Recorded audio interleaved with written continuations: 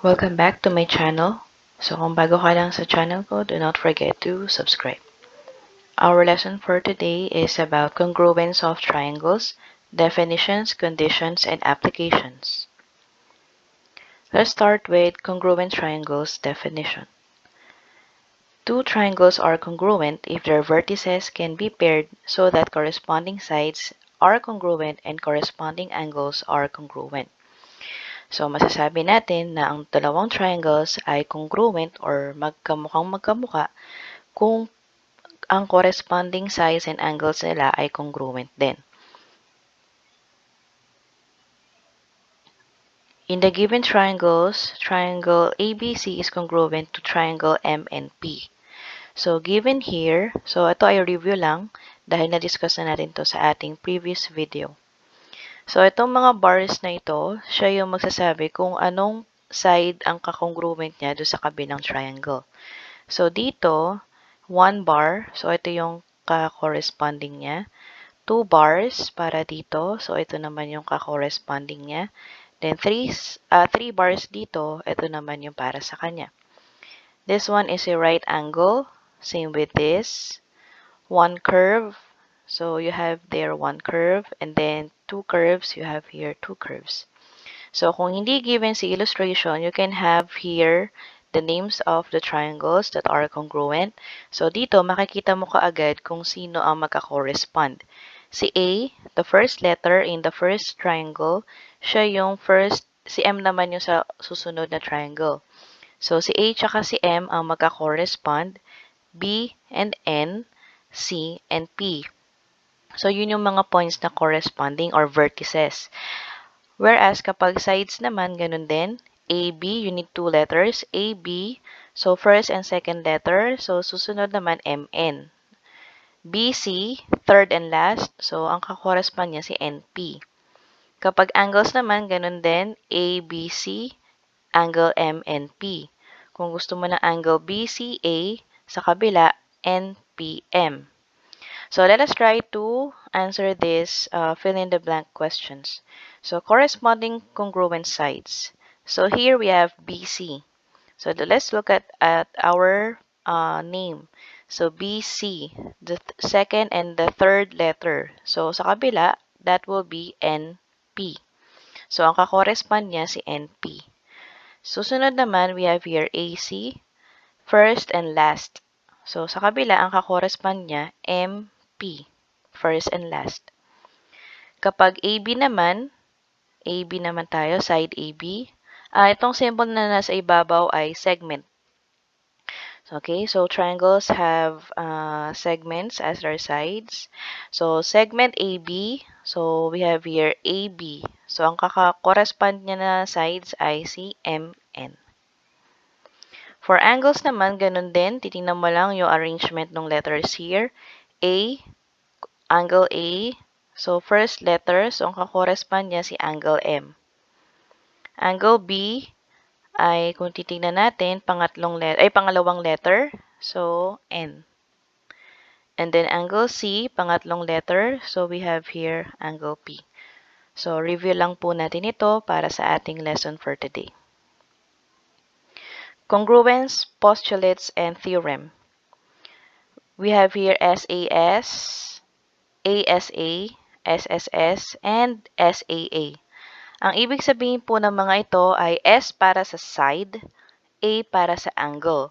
So, pag sasabihin natin yung congruence postulate na to, we have here side, side, congruence postulate, angle, side, side, side, angle, angle. So, ito pong mga congruence, postulates, and theorem ay yung tinatawag nating conditions para masabi na ang dalawang triangles ay congruent or magkamukha. So, let's start with SAS Congruence Postulate. So, ano yung sinasabi ng postulate na ito?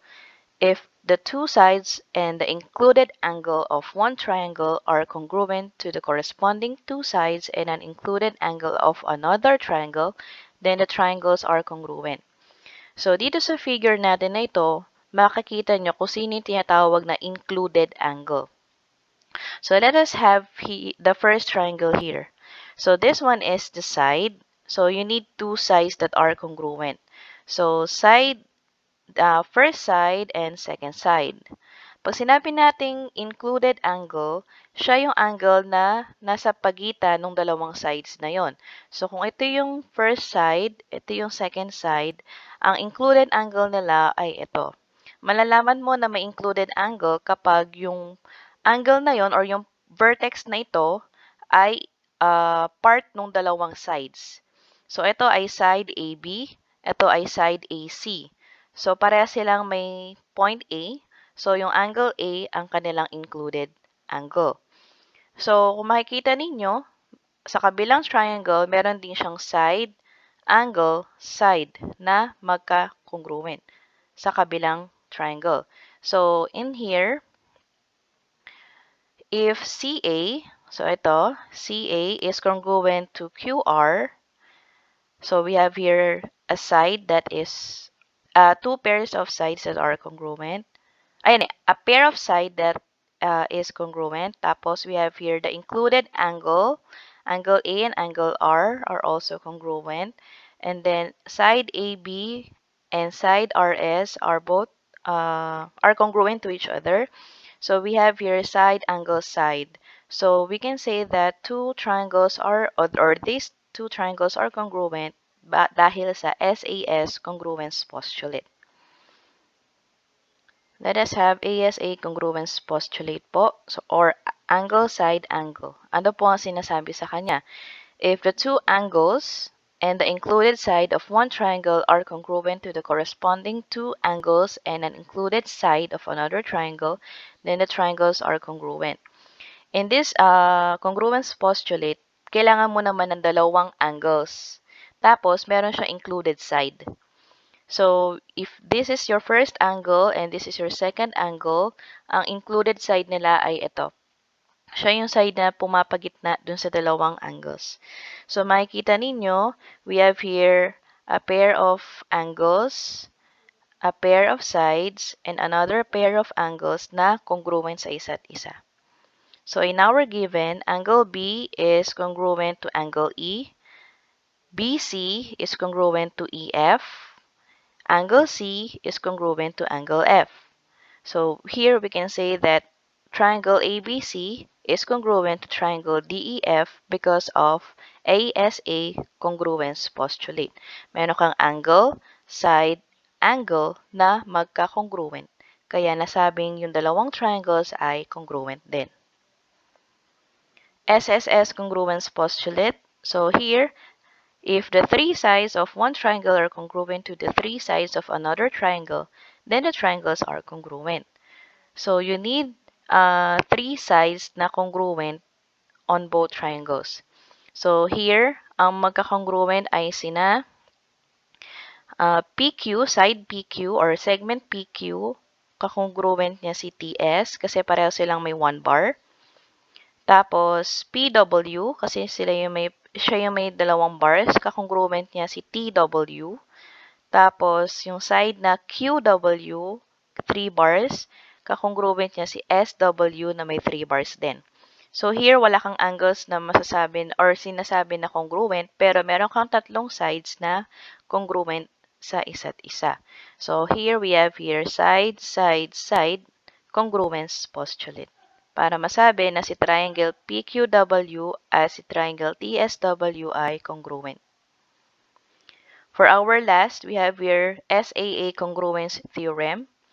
If two angles and a non-included side of one triangle are congruent to the corresponding two angles and a non-included side of another triangle, then the triangles are congruent. Ano po itsura nito? So, non-included. So, ibig sabihin, hindi nasa pagitan ng dalawang angles. Ito yung pinakaiba ng ASA. Kasi sa ASA, nandito yung bar. Etong part na to, tsaka yung side na to, ay magka-congruent sa ASA. Pero kapag SAA, ang side na ang i-consider natin ay yung wala sa pagitan ng dalawa. We call it the non-included side. Okay? So, itong side na to ay hindi part ng dalawang angles or hindi makikita on both angles. Okay? So, side, this side, So AC is congruent to PR. Tapos you give another, or you give a pair of angles. We have here angle A is congruent to angle P. Tapos angle B is congruent to angle Q. So masasabi na yung dalawang triangles na to ay congruent because of SAA Congruence Theorem.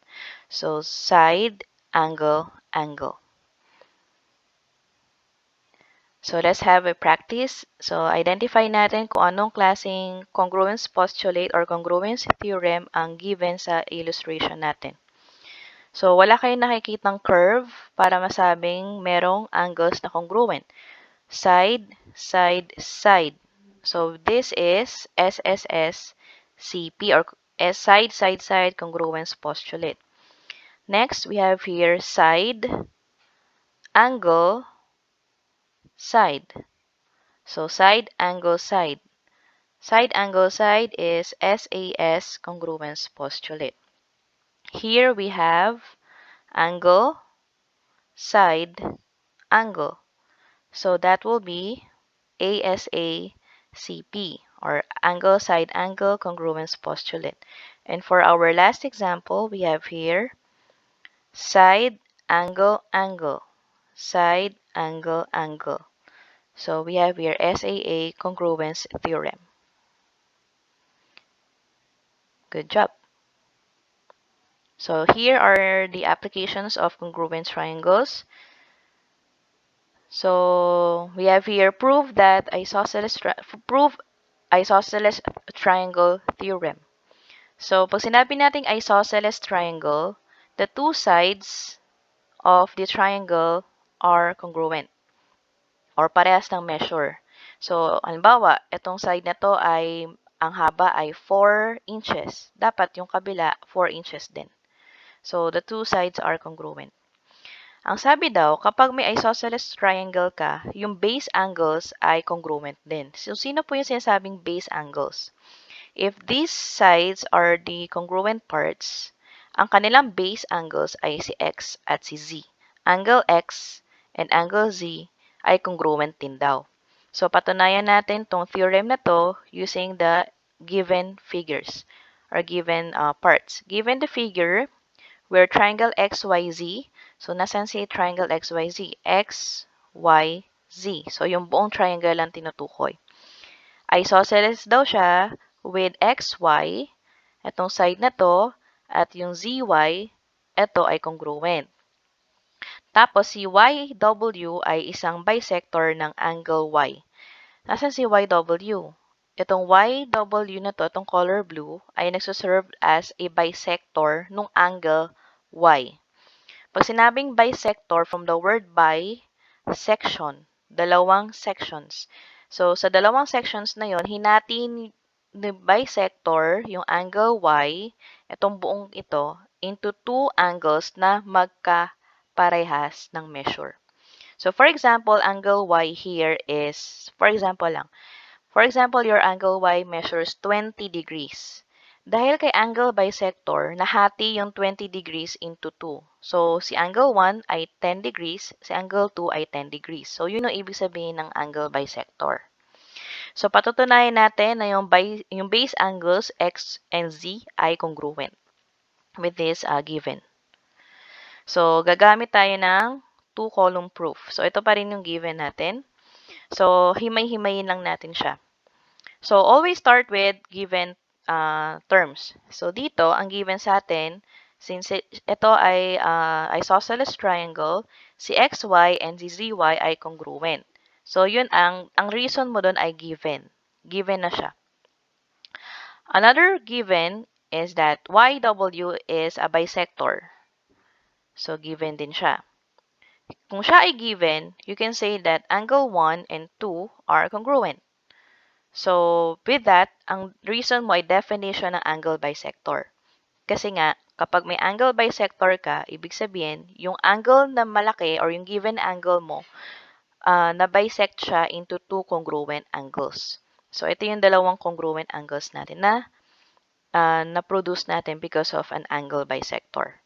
Now, with this, we have already a pair of sides na congruent, sina XY at ZY, we have already an angle na congruent.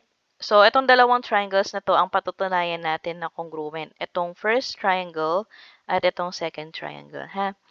So, angle 1 and angle 2 are congruent. Ito yun. Itong angle na to at yung angle na to ay congruent. So, we have here side angle.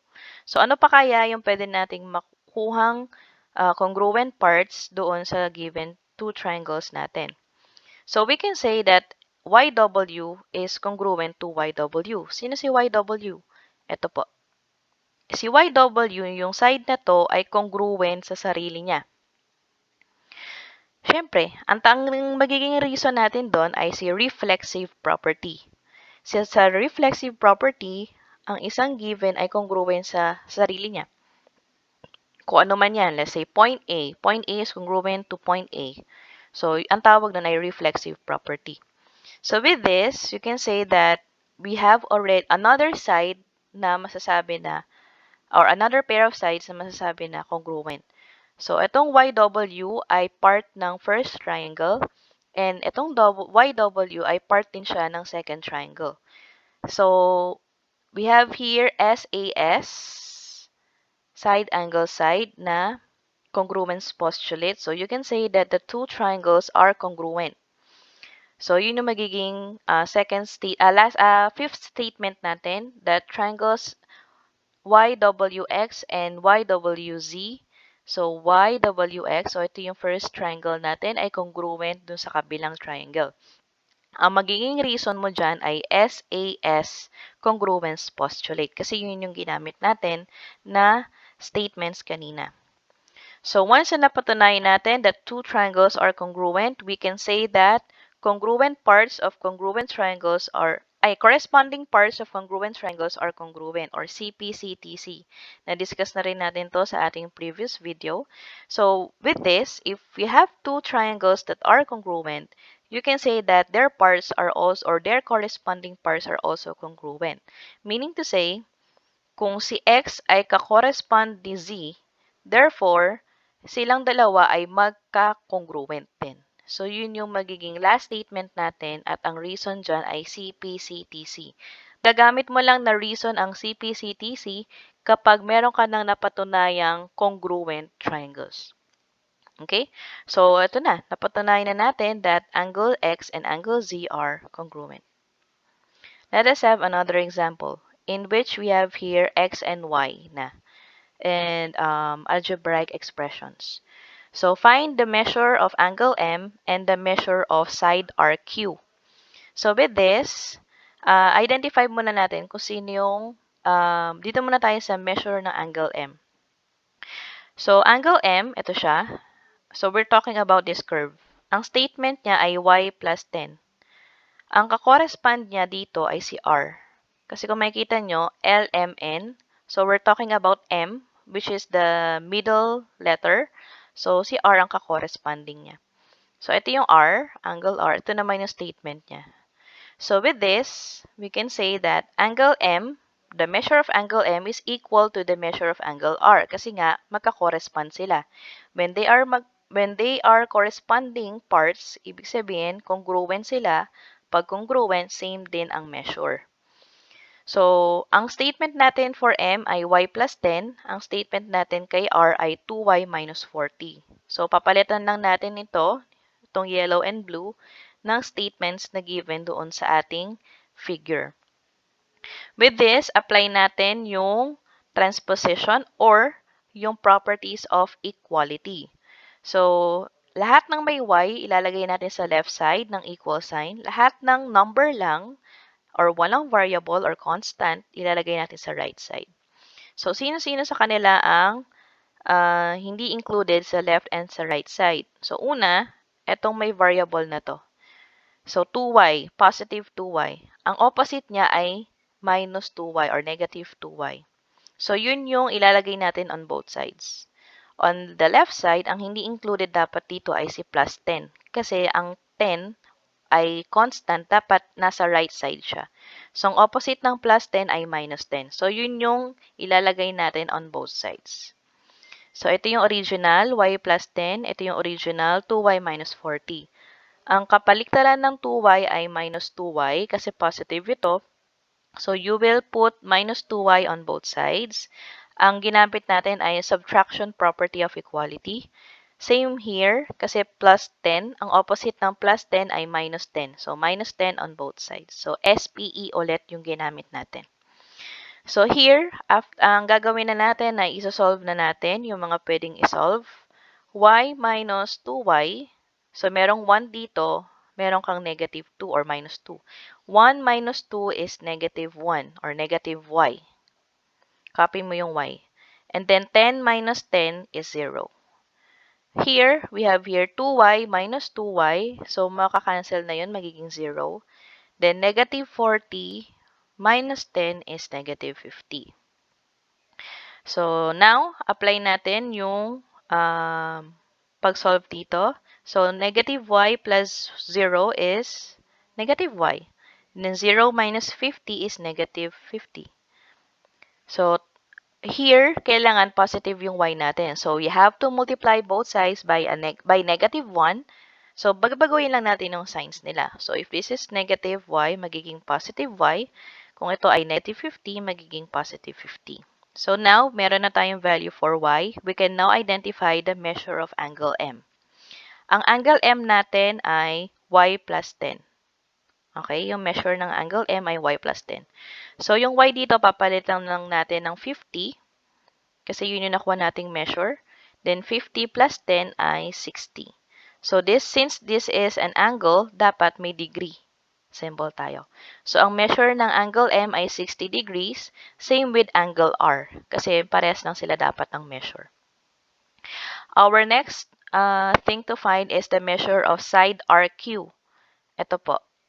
So, with this, let us have, ang gagamitin naman natin ay etong statement na to, yung nasa side, at etong side na to. So, ang kakorespond ni RQ, so we have here RQ. Ang kakorespond niya ay ML. Okay? So, side, or the measure of ML is equal to the measure of RQ. So, kung ano man yung statement ni ML, which is 2x plus 1, dapat equal kay 3x minus 9. Kasi sila yung magka-corresponding. So, here, apply ulit natin. 3x, ang opposite niya ay minus 3x. So, you will put minus 3x on both sides. Opposite ng plus 11 ay minus 11. So, minus 11 on both sides. SPE ang ginamit. So, solve lang natin. 2. So, itong 2x tsaka minus 3x ang pwede mong i-combine. Kasi pareha silang may variable x. 2 minus 3 ay negative 1. So, copy x, negative x. Then, 11 minus 11, that is 0. Here, we have 3x minus 3x. So, 0 ang kalalabasan. Then, minus 9 or negative 9 minus 11, that will be negative 20. So, negative x plus 0, you just copy negative x. 0 minus 20, you just write negative 20. So, dapat positive lang yung x natin. So, multiply both sides by negative 1. Magpapalit lang sila ng signs. So, negative x will be positive x. Negative 20 will be positive 20. So, meron ka ng value for x, which is 20. Ang kailangan natin ay RQ. So, ang meron tayo kay RQ ay 3x minus 9. So, palitan natin yung x doon ng 20. But since may katabi siyang 3, imumultiply natin siya sa 3.